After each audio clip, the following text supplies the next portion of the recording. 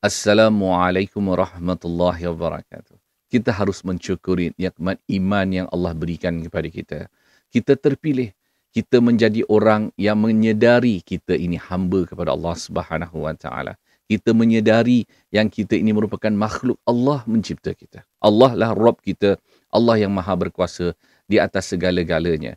Allah jadikan kita rendah hati menyedari kita tahu dunia ini hanyalah sementara sahaja dan tempat yang akan kita kembali merupakan di syurga Allah Subhanahu wa taala yang akan kita kekal buat selama-lamanya.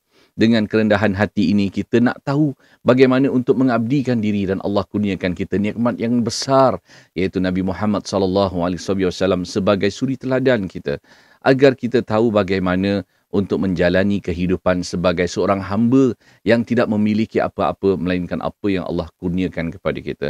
Maka kita bersyukurlah kesedaran kita ini hamba dan Allah Maha Berkuasa.